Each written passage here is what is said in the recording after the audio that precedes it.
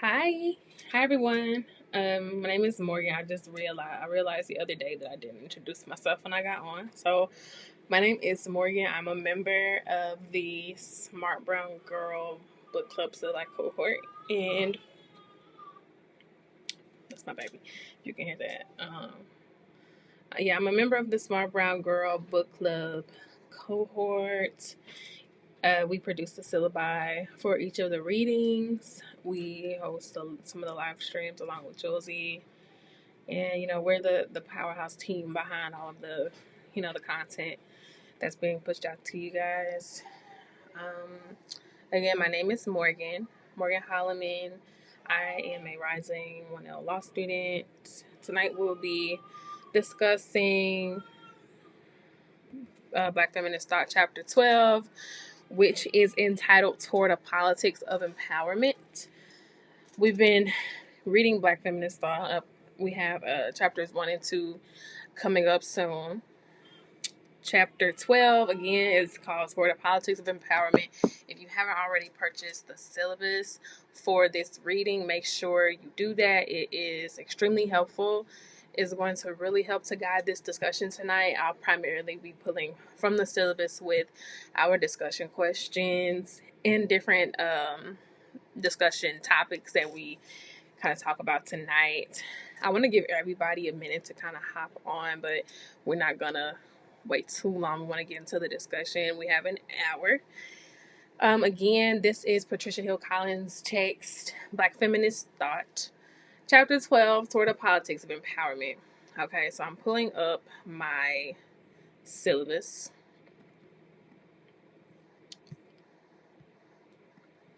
I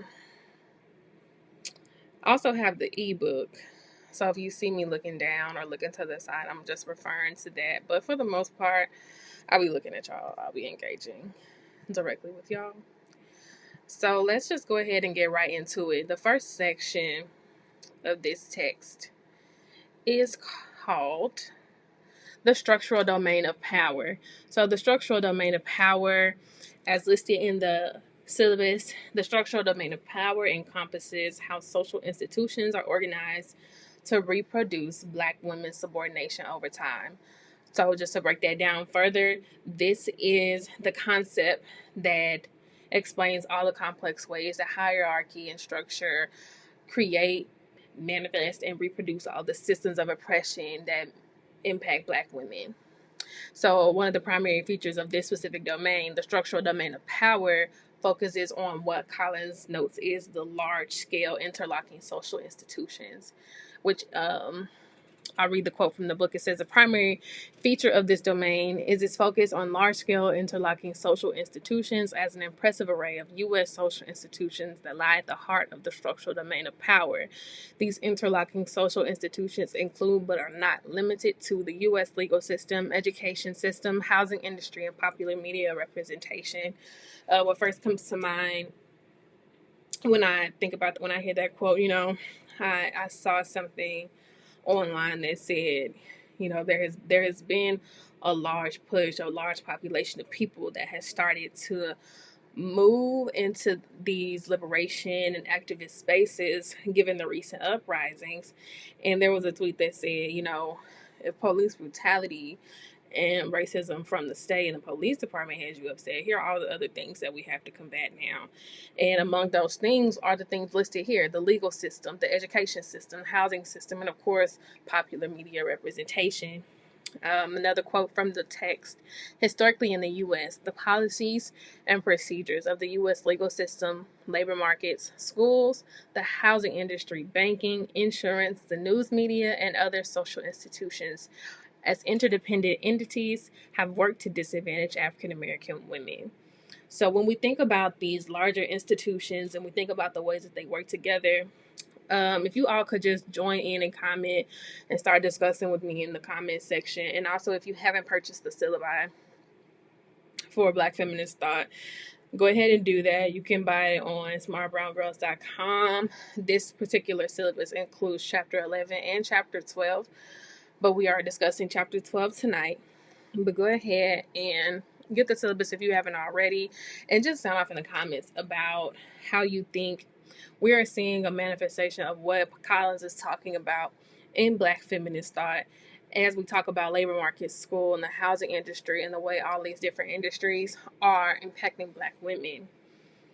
Then she goes on to say that this oppression in the structural domain is made evident in several ways, with one being Black women's longstanding structural exclusion from opportunity, as they are not allowed equal chance to obtain the best jobs, attend the best schools, acquire adequate health care and housing. And this illustrates the broad array of social policies designed to exclude Black women from full citizenship rights.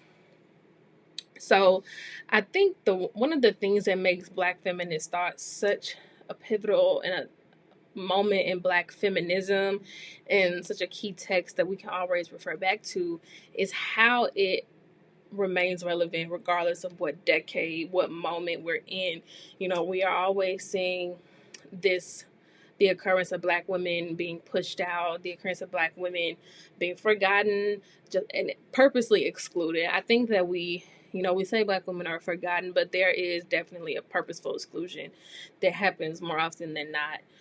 I also think, hi Fidumo, you say you didn't read the chapter. No, I think, that the good thing about this chapter is that I think that out of the entire Black feminist thought, chapter 12 is one of the easiest to digest and talk through because we're living it. The title Toward a Politics of Empowerment is really about kind of tapping into an understanding of all of these structural domains of power and understanding how to operate within these systems. So it's definitely one of the chapters within the book that you can kind of skim it, but more often than not, how Collins often talked about knowledge as lived experience as knowledge. That's really what this section is about. You could easily comment along and discuss without having read the chapter, but also if you have the syllabus for it, you can get away with discussing through the just with the syllabus. It's a really good way to close out what can be a really heavy text. So, hi Alana. The questions that we have in the syllabus. The first one, so Collins does mention color blindness. Again, I have my ebook, so that's why I'll be looking down. But she mentions color blindness, and we have heard about color blindness. There is this move towards, I'm colorblind, I don't see color. I don't know if people are still on that wave of saying that they're colorblind, because there's been the whole pushback. If you don't see color, as well intentioned as you may think you are, if you don't see color, you don't see Black people, you don't see people of color. But Collins does go into this in this chapter. But just a question to consider, and y'all can definitely take it away in the comments. How has the rhetoric of color blindness helped or harmed the process of Black women's empowerment? And what are the social implications of adopting a colorblind politic? And from that, something that I have been discussing in a few circles recently is the idea of empowerment versus power. And how I'm talking to a Black lady who is heavily involved in coalition building for young girls. And she was saying that she focuses on power versus empowerment, because power teaches girls to dismantle and empowerment teaches girls to exist within. And she would much rather give girls the tools to, become abolitionists and to become revolutionaries, as she says, instead of teaching girls how to embrace all of their good qualities and embrace, what's happening and just learn how to thrive within, but teach them about a world that is possible outside of all those things. So I'm also curious about what y'all think about that, because I know that a lot of the pushback she got, specifically from parents, is that it wasn't realistic. So what do we lose or what do we gain from a discussion on empowerment versus power? Alana, you say that as far as the colorblind politic goes, you erase the unique issues that hinder Black women by being colorblinded. Right. And this, again, I'll refer to what's going on, because I think, our current lived experience is the perfect case study for what we read in Hood Feminism, what we're reading in Black Feminist Thought. You know, all of the readings are so relevant, and we can, you know, refer to historical occurrences, or we can just look at our present day. And right now we're seeing a lot of erasure. You know, when women's issues, Black women's issues are being kind of lumped into being just feminist issues or women's issues, when there is a unique element of race that plays into these issues and that makes them what they are. You know, there are things that, obviously, things that we deal with as Black women that are brought on not only because of women, but because we are Black women. So from there, I'll pose another question. How does the structural domain of power hinder the transformation of U.S. social systems? And, you know, just from my point of view, what I think is that, you know, when we have this system in place, and America, and I mean colonialism, capitalism, it all requires stratification. It requires a system that keeps somebody at the bottom. There has to be a lower class. There has to be a dominant class. And by keeping these systems intact, it maintains these systems of oppression that make it easy to not only subjugate Black women and other people of color, but it keeps the people in power, you know. Faduma, you say that's interesting. In the beginning of the chapter, and consistently Collins talks about power as an entity that exists among groups and can be passed down or shared, like social capital as a power. Right. So back to what I was saying about empowerment versus power, Faduma is bringing up the point that, you know, the way the Black woman I mentioned is referring to power as a way to teach girls about how to live outside and how to imagine a life outside of structural domains, versus teaching them about empowerment and how to live within these systems. You know, Faduma mentioned that we have been reading Collins, and Collins mentions power as, you know, essentially the ruling class. So, you know, social capital, the people at the top, the governing class, the people who are doing the oppressing. So what does it mean, and what does it look like for Black girls, a group of young Black girls, to be taught about power versus empowerment? Because we hear girl empowerment, women's empowerment all the time, but, you know, what is that implying? What is that teaching? What kind of rhetoric and what kind of movement is that really pushing? What are girls and women losing by holding on to a methodology or a practice of empowerment? Takeaway points from this chapter. From this specific section. So the big one, when within the structural domain of power, empowerment cannot accrue to individuals and groups without transforming U.S. social institutions that foster this exclusion. So at the end of the day, no matter what, there cannot be any empowerment. The politic of empowerment is null and void if the groups in power or the people who, you know, who have some type of pull are not willing to transform the U.S. social institutions that, you know, reinvent this. I don't want to keep using oppression, but I'll say oppression. And this reminds me of the conversation that has been happening on do we abolish the police or do we reform the police? So y'all can, more so I'm thinking about it in context of that specific quote, because, you know, Collins is talking about transforming U.S. social institutions. Are we at a point where we can continue to transform things or hope that things can be transformed, or is it time to push for a more radical politic of dismantling things and inventing new ways of being? Faduma says her word use is interesting. It sounds like she's empowering because from reading this, it seems like empowering is a verb. Let me see. A thing you continue to do, and the distinction is external and internal empowerment, maybe. That makes sense. Alana says, this makes me think about public education being funded by property taxes instead of government funding. Right? You know, I was reading an article. I can't remember the city, but this came up in someone's town hall, and it was like breaking news on, I think, the ACLU's page. But somebody was there's some type of push happening, I believe, to have education be a government funded thing versus a property tax funded. Why why is me paying like my property taxes what determines how these children are going to eat? Like, why are there children with school lunch debt and police departments with billions of dollars in funding? How does that make sense? And then the next quote is, because this domain is large scale, system wide, and has operated over a long period of time via interconnected social institutions, segregation of this magnitude cannot be changed overnight.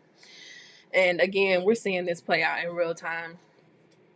There is no way that the current climate, the current circumstances can be dismantled in a day, not even in a year. I truly, we see the way that education impacts housing and the way housing impacts politics. All of these things just overlap, they mix and mingle. So it's not possible for all of these things to fall apart in a day. Even if we could all decide tomorrow, like, you know what, we need change, but the way that these things have been crafted, the system is very strong. These systems are large, overarching. They are larger than America. These aren't American issues. In the context of Black Feminist Thought, she's speaking to African American women, but just in general, when we think about structural domains of power, these different institutions and these different systems that are oppressing women and the other marginalized classes they're not just centralized to America. So I want to pull another quote from this specific section. And she says, quote, hold on, here we go. Where is it? In the United States, visible social protest of this magnitude, while often required to bring about change, remains more the exception than the rule. For U.S. Black women, social change has more often been gradual and reformist, punctuated by episodes of system-wide upheaval. So, I'll read it again, but just to it piggybacks off of that last point.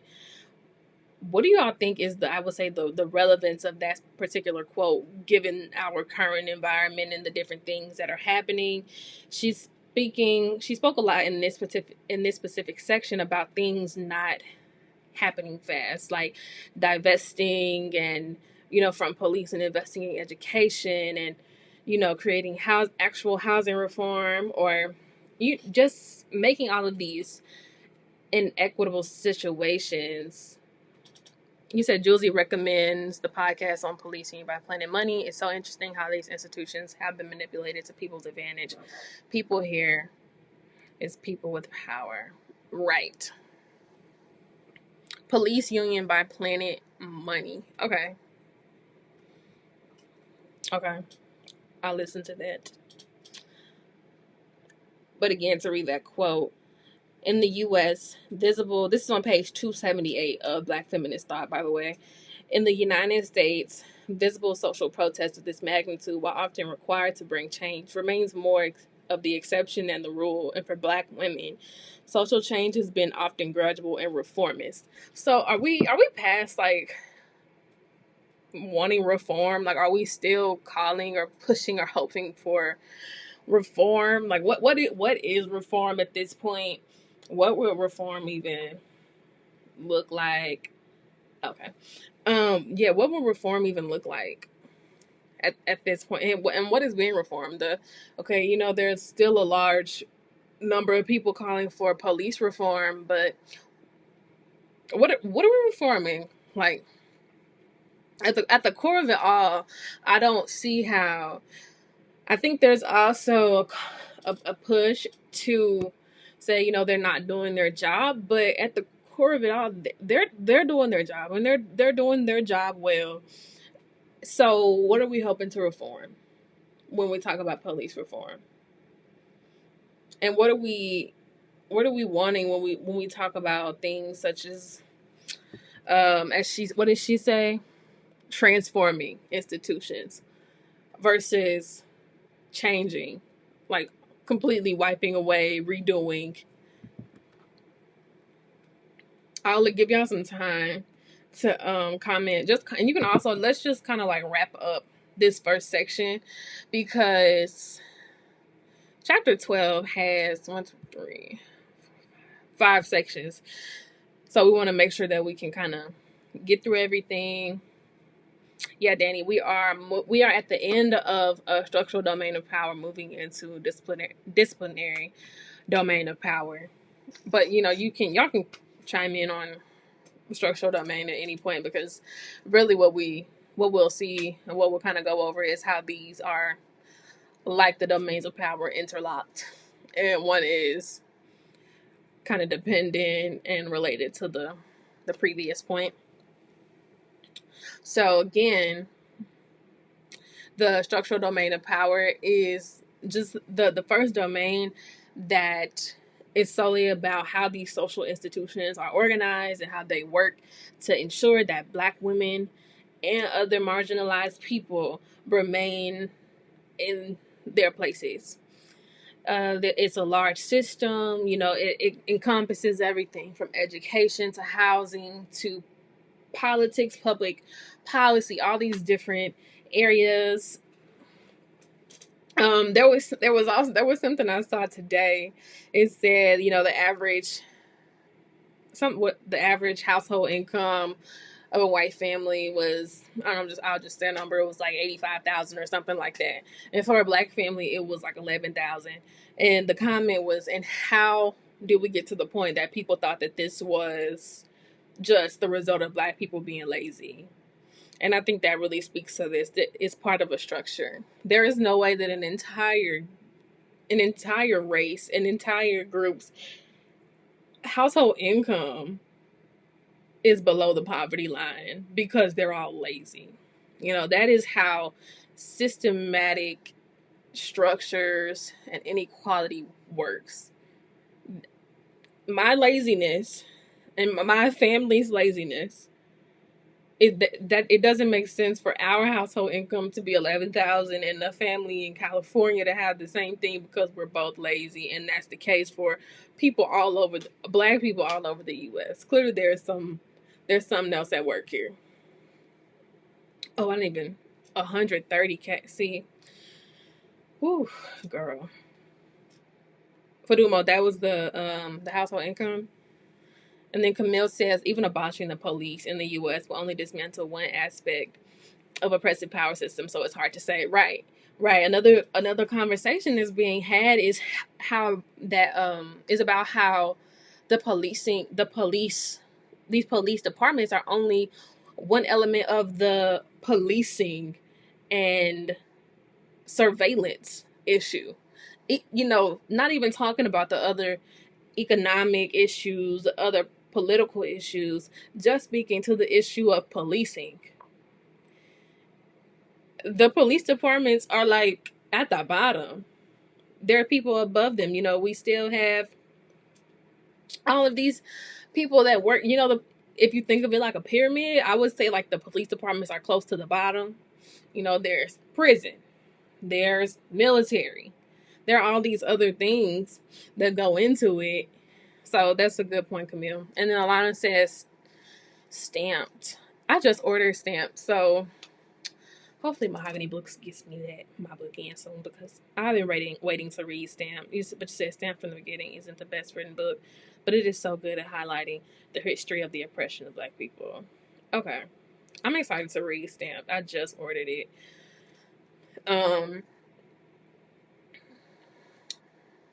Let's see. Let's keep going. Oh, I see you, Danny. Okay, you said you agree with Camille that abolishing the police is only changing one aspect, and you speak about how Collins says Black women in the U.S. have used laws for justice, but you don't know if changing laws are so helpful because the structures that uphold the laws are still racist, right? So moving into the disciplinary domain of power, for the people who are just joining into this live, Make sure you have the syllabus. I'm leaning on the syllabus for our discussion questions. I also, if you don't have the ebook, you can search that up as well. But as far as Danny said lawyers manipulate the laws for their interests. Ooh.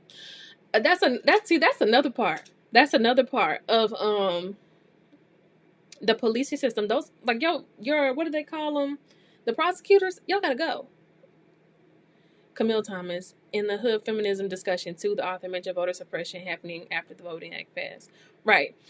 So it's like when these laws and when these policies are passed, as a means of progress, the structural domains of power and the people in power just find new ways to reinvent what they were already doing. They pass these laws because it sounds good, it looks good, it kind of gets us to, like, we chill out on them for a little bit. If there's a voting rights act, then clearly, they're moving in the right direction, right? They're not doing anything to infringe upon Black people's right to vote. But again, then boom, there's voter suppression.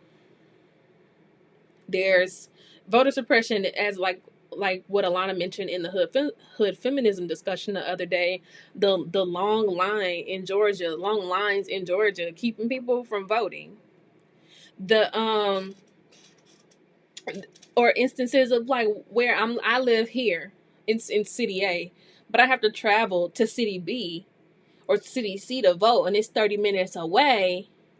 I get off work at 4:30 and it closes at 5. So it's all of these things that have made voting very hard for Black people. And they have, just in general, there are there are these laws that are put in place, or laws that are passed to kind of make it seem like, it's like putting a Band-Aid on a bullet wound. Stacey Abrams' initiative, Fair to Vote. Okay. Yeah, and then you brought up what you brought up the other day. I had seen it on Twitter, but after the live, I went and looked at it some more, Alana, and I was just like, why are we still yelling at people about voting, and we're not addressing this? Like, we yell at people all day.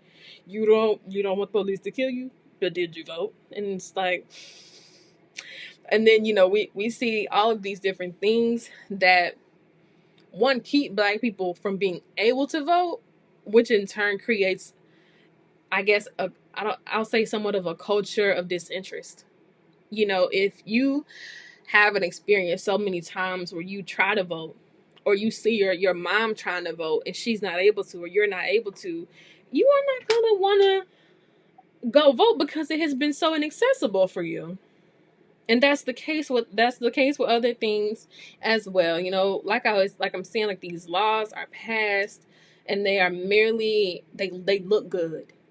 And for some people, they serve a purpose, but there's always what comes after it, which is these, like, seedy underbellies of just, like, a more mess and chaos that further prohibit Black people from doing whatever it is they're trying to do.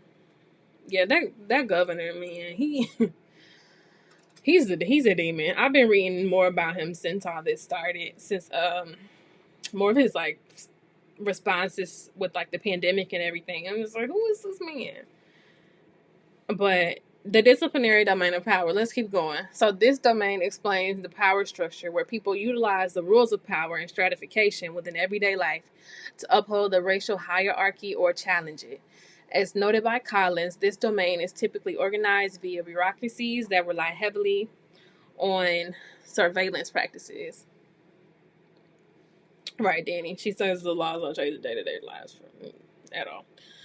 But again, Collins says, as noted by Collins, this domain is typically organized via bureaucracies that rely heavily on surveillance practices. So, yeah, let's talk about the presence of surveillance in Black communities, specifically surveillance of Black women, and what that has, I'll say, I guess, manifested from and manifested into.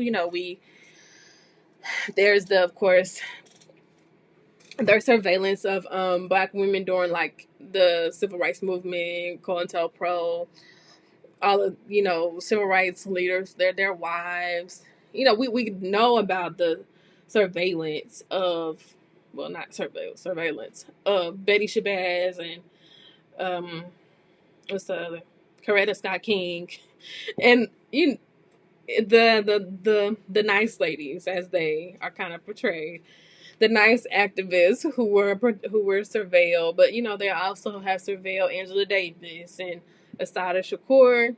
But even aside from that, aside from the women who are kind of in the forefront, everyday Black women are surveilled. Black people are under surveillance every single day. And this is really what the disciplinary domain of power is speaking about. So the first question that I'll pose is, does this domain provide a false sense of security for those who choose to engage in a shift of the standard power structure? I'm going to read another quote from this section. It's kind of lengthy. So it says, in this bureaucratic context, surveillance has emerged as an important feature of the disciplinary domain of power. There is a marked difference between merely looking at Black women and keeping them under surveillance. Whether the treatment of Black women on the auction block, such as the voyeuristic treatment of Sarah Bartman, or the portrayal of Black women within contemporary pornography, objectifying Black women's bodies has meant that members from more powerful groups have all felt entitled to watch Black women. And then a few lines down from that, she says, when it comes to the disciplinary domain of power, resistance from inside bureaucracies constitutes the overarching strategy. Ironically, just as organizations may keep Black women under surveillance, these same Black women have the capacity to keep organizations themselves under surveillance. So I think an important part of the surveillance discussion is understanding that it's not just like wiretapping. It's not just like your phone line being plugged to the cops. It's not, hidden cameras or the guy on the street watching you. It's really just the hyper awareness and just the incessant need to patrol Black women's bodies. As she mentions, in pornography, in the story of Sarah Bartman. Oh, it's Alana says she wrote that patriarchy has no gender. Yeah, that was said. I think that was said yesterday in the Hood Feminism Live. I can't remember the context either, but I've been hearing that line a lot lately. I think that was the last time I heard it though. Patriarchy has no gender. I feel like I vividly remember hearing that in yesterday's Hood Feminism live chat with Mickey Kendall. But again, that quote I just read, that was from page 281 in under the disciplinary domain of power. But just when it comes to surveillance, I think that Black women are often kind of positioned in the forefront, making them very easy. I don't want to say making them easy to surveil, but making them like prime targets of surveillance. There's this element of their race, their gender, and then we know all the things that come along with Black women's gender depression. Hypersexualized, the sexual assault, like it ultimately affects everyone negatively. Elias, are you talking about the patriarchy has no gender? I'm not sure which. I think that's the line you're talking about.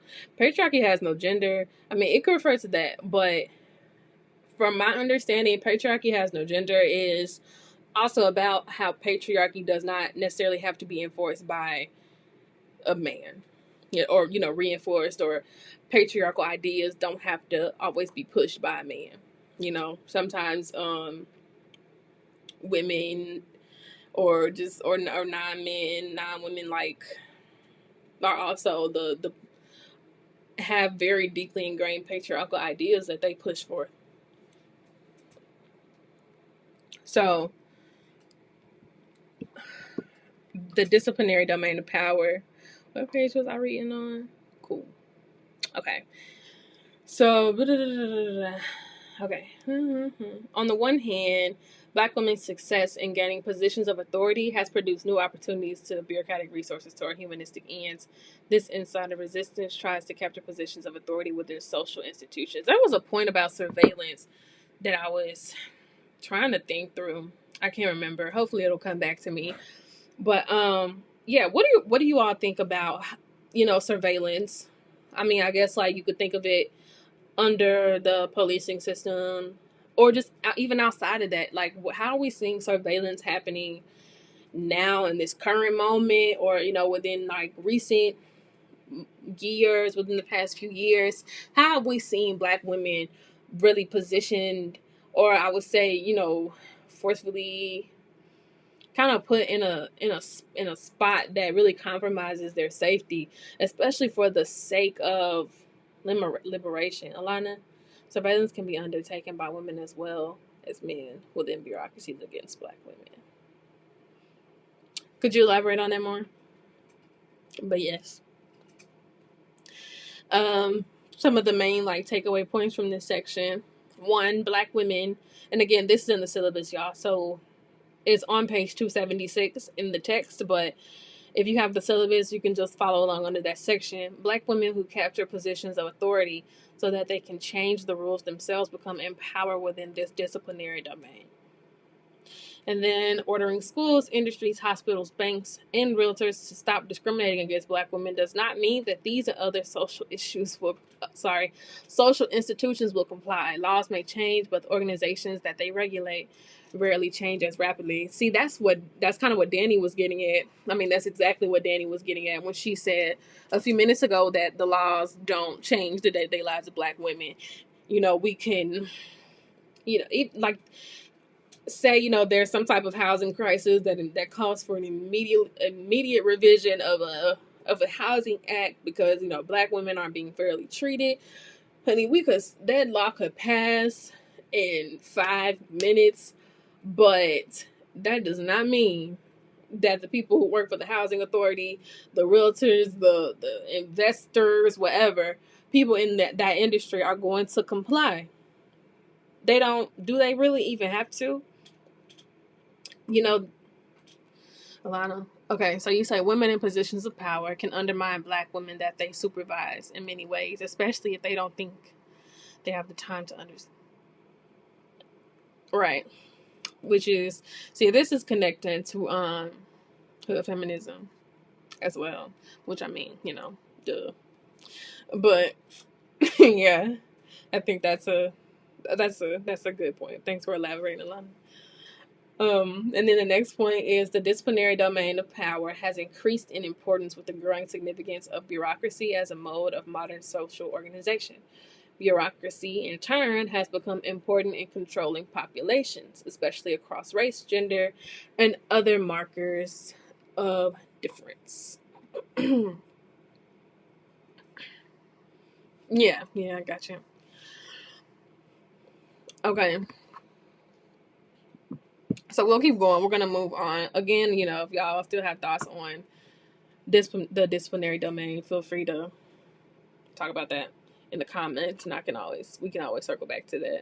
But we're going to move on to the hegemonic domain of power. The syllabus reads, the hegemonic domain of power is all about ideology, culture, and consciousness.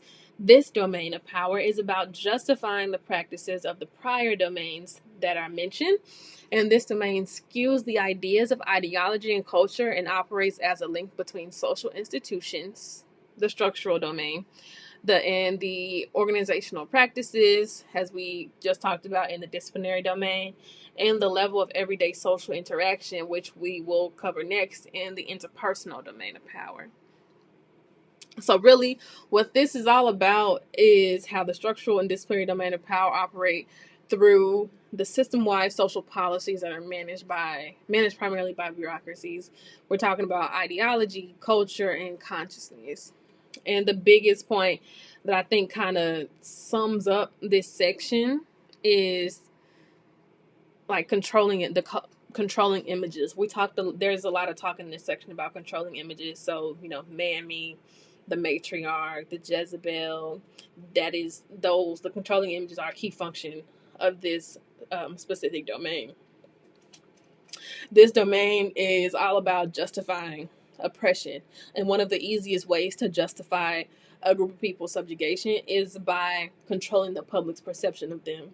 When Reconstruction happened, and when blackface minstrelsy and all of the other very disgusting stereotypes about black women and black people began to emerge. That people already felt how they felt about black people, but when you had those stereotypes begin to emerge, that was just justification.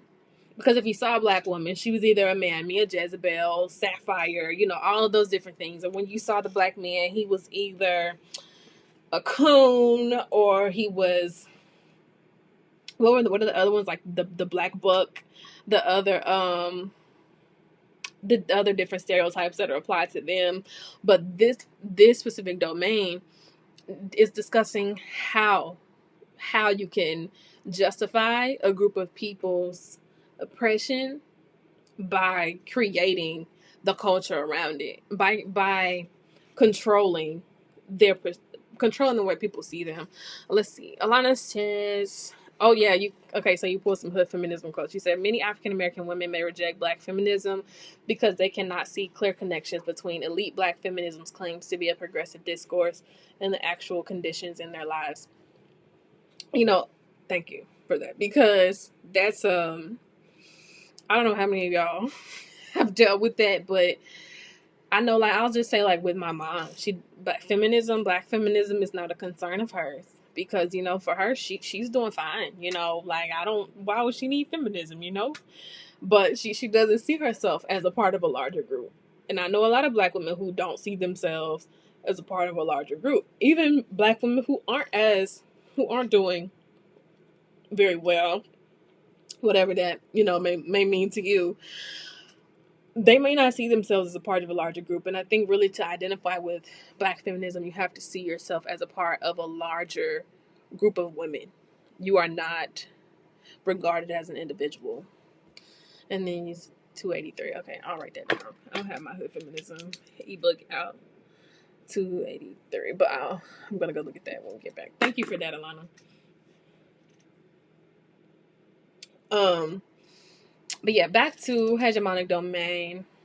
Another takeaway point from this: in the U.S., hegemonic ideologies concerning race, class, gender, sexuality, and the nation permeate nearly every aspect of black women's existence, so much so that it is difficult to conceptualize and envision alternatives to them, let alone ways of resisting the social practices that they justify. Ooh. So how do we do that? How do we envision alternatives? How do we begin to imagine a new world for ourselves, when we are living under so many interlocking systems and constraints? How do we even begin to imagine a world where they don't exist? Because there are so many things that are tied together that it's hard to really think about what life would look like without oppression.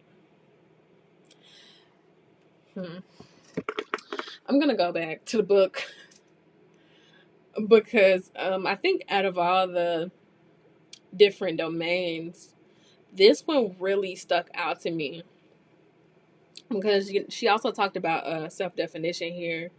I'm looking for the passage. Give me a second. Yeah, okay. On 285, she says, by emphasizing the power of self-definition and the necessity of a free mind, Black feminist thought speaks to the importance that African American women thinkers place on consciousness as a sphere of freedom. Rather than viewing consciousness as a fixed entity, a more useful approach sees it as continually evolving and negotiated. A dynamic consciousness is vital to both individual and group agency. So again, that group think, there has to be an element of community for any of this liberation talk that we want to happen. And then on down, she says, I'm skipping a few lines. She says, human ties can be freeing and empowering, as is the case with many Black women's heterosexual love relationships, or in the power of motherhood in African American families and communities. Human ties can also be confining and oppressive, as in cases of domestic violence or struggles to sustain mother-child families in inner-city neighborhoods. The same situation can look quite different depending on the consciousness one brings to interpret it.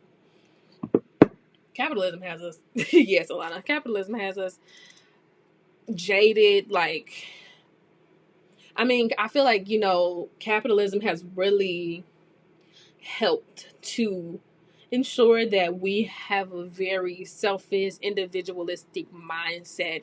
It has, I think it, just culturally, Black people, and I think maybe people in general, but I'm talking about Black women, we know, like, we need each other.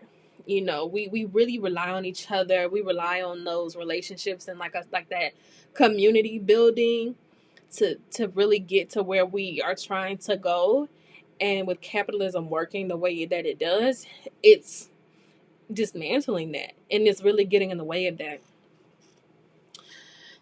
Fadumo says, this makes you wonder about how some early activists, and maybe even today, tend to escape the socialist countries or places other than America where the struggle is not always felt aggressively. Definitely not reimagining what made me an escape. That's interesting. I almost went into a day's thinking, but yeah, I wonder what that looks like as well. Like, I wonder, because like, we can imagine a lot of things, but trying to imagine something like that almost seems like we would need like Butler to write it out for us, because it's such a far-fetched, like, sci-fi, otherworldly kind of thing. Like, what would our world look like without our subjugation? So in the 80s, a lot of Black activists left for Grenada during the revolution, and that fell apart after a few years. Okay. And then with the founding of like Liberia, how all of that fell apart, interpersonal domain of power. So the interpersonal domain of power, again, reading from the syllabus, says, Collins believes that the idea of intersecting identities has placed Black women in a position of victimization. This particular domain influences the, quote, everyday lived experience in the individual consciousness that ensues. The interpersonal domain works in tandem with the other forms and functions through routine day-to-day practices of how people treat one another. These practices and actions are systemic in nature and occur regularly and are so familiar that they often go unnoticed. Dr. Collins describes it as discriminatory practices of everyday lived experience that, because they are so routinely typical, as discriminatory practices of everyday lived experience that, because they're so routinely typical, go unnoticed or remain unidentified. Strategies of everyday racism and everyday resistance occur in this domain. Perfect, easiest example of this is white women cutting up, like, white men too, but these like endless videos that pop up like 3 times a day now of white women just acting a complete nut, like doing the absolute most. And like, how did this little disagreement over a parking spot turn into you telling me to go back to my country? It's in these little interpersonal, these small, seemingly small and isolated, we know they're not isolated, but these events that can come off as being very isolated, they are all part of a bigger structure. They reinforce what's the first domain? The structural domain of power. So here, let me read the comments. Fadumo says, I was listening to a podcast about Angela Davis opting to live in Germany for a while and Baldwin's time in France. I think Baldwin, I haven't, share that podcast, please. But Baldwin's time in France, that was a really interesting read. And there was another, I read a book in my like undergrad research course that was there was a Black guy, I'm forgetting his name, some Black man who went to like some. It wasn't balling. It was another black man. He was in the military, and he wrote about all of his race, how he was trying to escape America's racism, but essentially he realized that it's kind of hard because everywhere it's just a little bit racist. Moving on, interpersonal domain of power. Dr. Collins describes it as, quote, discriminatory practices of everyday lived experience. So let's talk about that. Let's talk about the everyday practices, the everyday discriminatory experiences that play a part in this interpersonal domain. Like, what are the key elements? What are some examples? Like, how are we seeing this interpersonal domain of power play out in real time, like on a daily basis?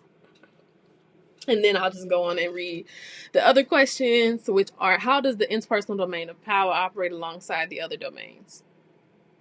And then from there, considering that this domain stresses the everyday, the mundane, what other forms of resistance strategies, what other forms can resistance strategies take aside from the ones, excuse me, that were mentioned in this chapter? So again, like, we see how the interpersonal domain of power plays directly into, and I guess you would say, like, kind of funnels up into the main structural domain of power. I'm sorry. And then the biggest kind of like takeaway point from this section is that, quote, individual biographies are situated. Well, I won't say biggest takeaway point. I'll say a good summary. Individual biographies are situated within all domains of power and reflect their interconnections and contradictions. Whereas the structural domain of power organizes the macro level of social organization with the disciplinary domain managing its operations. The interpersonal domain functions through routinized day-to-day practice of how people treat one another. So, I mean, when you really think about it, there has to be some type of micro level event that happens. Excuse me. There has to be something on the lower level that really ensures that that thing at the top is going to always be supported. It's that illusion of power that I would say white women have that helps to reinforce and maintain the people who really have power. He said, Lana says, I think we are seeing this now, especially on social media, with Black women talking about their experience working in predominantly white spaces, how they're treated, gaslighted, underpaid, overworked. Yeah. There's a lot of Black women on social media who are specifically tired of what's happening right now, and more so in terms of like how their jobs are or are not responding to it, who have in a moment of frustration really air their grievances with their supervisors, only to be like rudely responded to. One woman was fired. So it's those very, I would say, like those common practices that we often kind of shrug off, like even the little microaggressions that we see on a daily basis. Faduma, there's another kind of revolution on Twitter from the experience, and look, girl, that's a whole nother conversation. Like, that needs to be had. The whole academia, and Mickey Kendall talked about that a bit yesterday, kind of in her experience with publishing. And she spoke a little to her experience about like being in like a writing, I think in her master's program, I can't remember exactly. But yeah, let's go ahead and move forward because we are almost out of time. But to wrap up, we're going to talk about the politics of empowerment, which is what this chapter is all about. So understanding Black feminism as a social justice practice involves understanding the politics of empowerment. Considering how the matrix of domination is structured and how it operates assists us in understanding how Black women, how African American women's empowerment involves actively rejecting aspects of knowledge that perpetuate subjugation and objectification. Moreover, Black American women become empowered when we are fully able to understand and contextualize the most complicated aspects of our identity. For those who may not remember, also there's a full glossary in the Black Feminist Thought syllabus, but the matrix of domination is an intellectual model. Well, formal definition, an intellectual model used to approach and analyze Black women's experiences as they are nuanced by race, gender, social class, and sexuality. The matrix details the interconnected relationship of how key identity pillars and the intersectional paradigms remind us that oppression cannot be reduced to one fundamental type as they work together in producing injustices. So, aside from the formal definition, I would say that the matrix of domination is a more fleshed out idea or concept that's kind of similar to intersectionality. It really breaks it down a little further. Intersectionality is such a buzzword now, but the matrix of domination is organized in a way that it really allows you to understand how, race and sexuality, oppression based on race and sexuality can funnel into this, and oppression based on race and class can funnel into this. And when you put them all together, here are some of the ways that we see this happening. It's painted out in a way that's very clear, and it's not as kind of like, it hasn't been blanketed the way that intersectionality has. But just moving on with politics of empowerment, Danisha, girl, my heart is with you, because I don't know if you're talking about your work environment or academia, but whichever one, hopefully it's not both. But it's tough, especially when I feel like reading and becoming conscious of different things, and like reading Black Feminist Thought and knowing. Maybe you are aware in real time when these things are happening, but I feel like that has definitely contributed to kind of, for me, another level of like anger. Like seeing these things actually happening, it's like, what the hell? But yeah, let's keep going. Some questions that we want to just kind of break down as far as politics of empowerment goes. What thoughts and ideas are offered in this section as important contributions concerning the significance of knowledge for a politic of empowerment? See, that's why I said I hope it's not both. Because, Jesus, when I graduated, I worked in academia for a minute, and it was like, wow, this is even worse than like going here. What?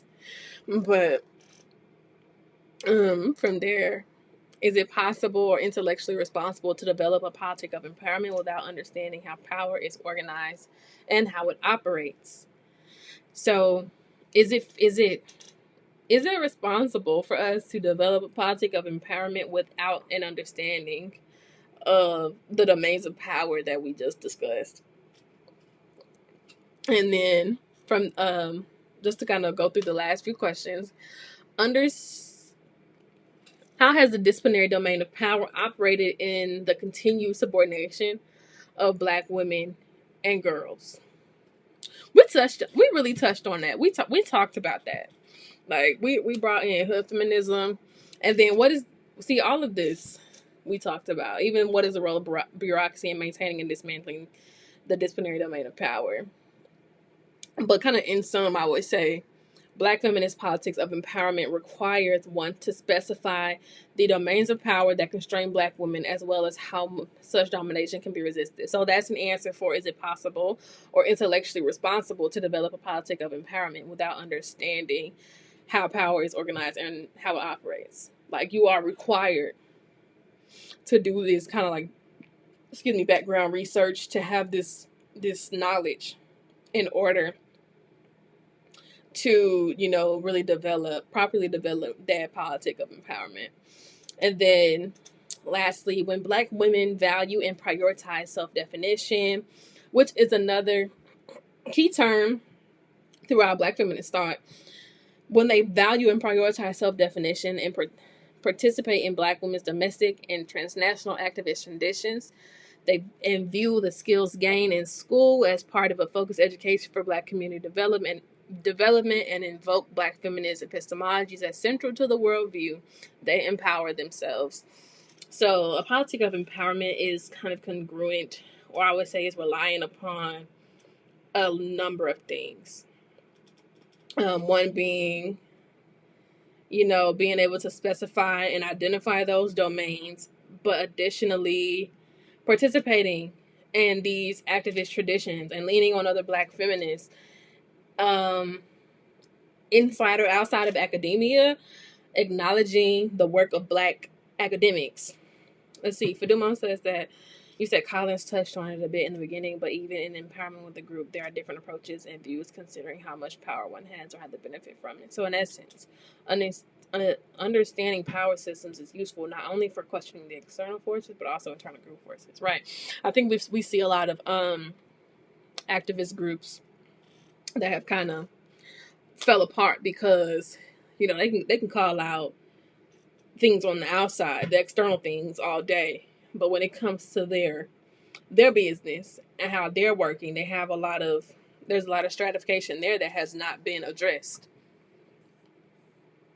And Black women's empowerment involves revitalizing U.S. Black feminism as a social justice project organized around the dual goals of empowering African American women and fostering social justice in a transnational context.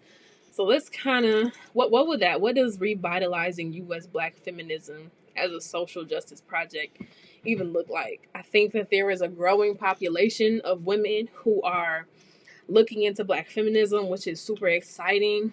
But how do we amp up this conversation and make room for them and make sure that we are not reinventing some issues that we've seen in the past by having this Black feminist rhetoric that we kind of, we tend to saturate with elements of classism and exclusion. If you read Hood Feminism, you know where I'm going with this. Like, how do we make sure that we are including everyone? And as she said, this is also a transnational conversation that needs to be had. Black feminism is not just an African American woman's issue or politic. It's something that has to happen on a global scale. So how do we do that? I'll say that's our wrap up question. And what do we look for when we are looking to revitalize U.S. Black feminism? And in this current moment, what can be done? I'll say from us, from the smart brown girls who are reading these books and who have been engaging with these texts over the last few months. What can we do? You were thinking the other day that Black feminists should be a Girl Scout badge. That's funny you say that. There is a program in I'm not sure. I want to say Oakland, California, called the Radical Monarchs. It's a group that was put together by a Black mom and I want to say a Latina mom who wanted their girls to have a Girl Scout type of community but learn about social justice issues. And their badges are the Black Lives Matter badge, the Trans Lives Matters badge. They do environmental work. So look into that. That's really cute. But I think they're only in Oakland, so it would be really nice to see something like that pop up across the country and have different chapters. Because a lot of the change is happening through children and through Black girls. It's young Black girls that are organizing these protests, and young Black teenagers and who are leading these uprisings. So many of them are Black women, and I'm like, man, we really doing it. We really doing it out here.